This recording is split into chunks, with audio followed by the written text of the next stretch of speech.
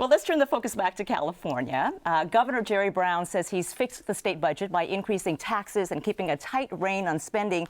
He's also declared an end to the state's prison crisis. Correspondent Spencer Michels sat down with the governor earlier this week for an interview for the PBS NewsHour. In this segment produced exclusively for us, they discuss whether California is really out of the woods and the governor's plans for the future. Governor Jerry Brown, thanks very much for talking to us.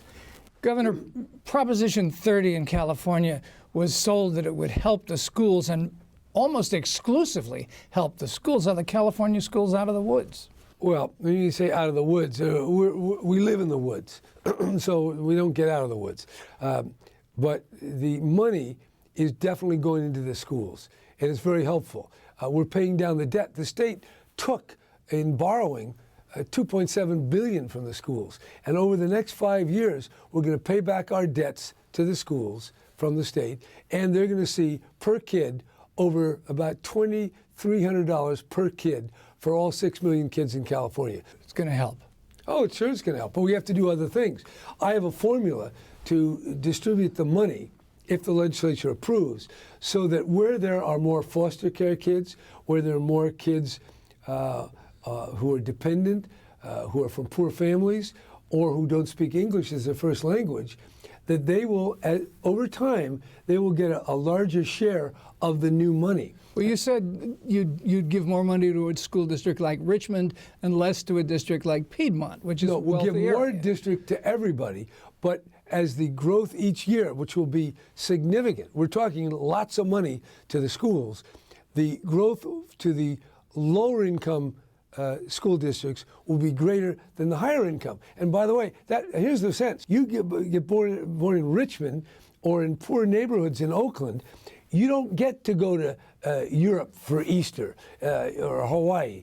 You don't get the whole panoply of affluence and attention that you get. So what I'm trying to do is just, in a small way, balance and compensate. And by the way, almost a majority now of kids either don't speak English fluently or are from low-income families. You mentioned the city of Oakland. Yeah. Over the last weekend, Oakland had 4 homicides, I think, with guns.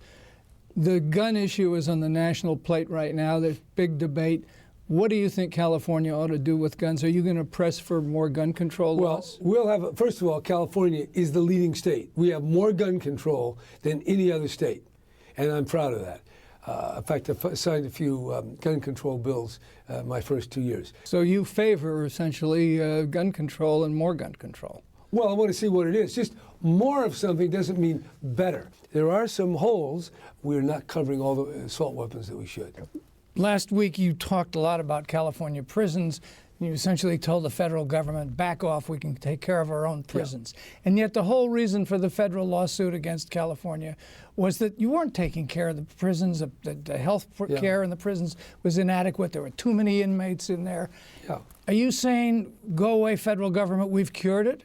We've spent a lot of money. California now spends over $15,000 per inmate on health care. The average in prisons is about $5,000. We're spending 3 times more. We weren't doing that 10 years ago. So we're throwing massive amounts of money. We're hiring psychiatrists, doctors. We're raising their salaries. We're building magnificent state-of-the-art hospitals. We're doing a hell of a lot. And then people say, oh, nothing's happening. What do you mean nothing's happening? We've gone from about $300 million to over $2 billion every year. This is money. And it just really drives me crazy when people say, oh, you haven't done anything. Well, should we cut the colleges more and pump it into the prisons? We are giving health care that I would venture to say everyone, or at least the vast majority who go into prison, will never get again. They never got it before, they'll never get it again. I know the judges, some of them want to let more prisoners out. We've already reduced the prisons by 43,000. They want to add another 9,000. I don't think that's smart, and I don't think the law requires it. And moreover, I think the management of a prison is quintessentially an executive function. So let me ask you this. You have proposed two very expensive programs, a tunnel under the Delta for water and a high-speed rail that are going to cost billions of dollars. Don't these fall into the category of too much spending? This is fundamental. This is like oxygen. It's water. It's the basis of so much of our economy and our life. And the $14 billion or whatever it's going to take will be paid by the users. The wealth created in a year in California is about $2 trillion. If you take a big project, whether it be water or high-speed rail, that project's going to be around for 50, 75 years. So when you say a project, well, it's $65 billion, that is for the next 50 years. So in reality, it's a fraction of the wealth that is generated. And in fact, they both contribute to and preserve the wealth that we're all going to want to rely on in the years to come. There are some people who say, well, look, Jerry Brown wants to build more water projects, wants to build a high-speed rail, because that's going to be his legacy, because his father had a legacy of building water and improving the universities. Is this legacy thing part of your psyche? I never heard of legacy when I was governor the first time. No one ever. Not one reporter in 8 years said, what about this legacy thing? What the legacy is, I think the role of California governors in history books is minimal. Now, people always want to psychologize. Why do you do this? Why do you be governor? Why didn't you become, a fireman?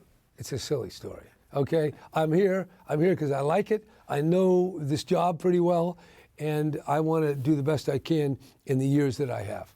Thanks very much, Governor Jerry Brown. Thank you. And the governor does predict a rosier outlook for schools, but wants to change the formula for how schools get money. He also says the water tunnel and high-speed rail are key investments in California's future. And Carl and Deborah, I want to throw this question out to both of you, beginning first with Deborah. How successful do you think the governor's proposals will be? He's enjoying some so-called political capital right now. Will that be enough to push these projects through?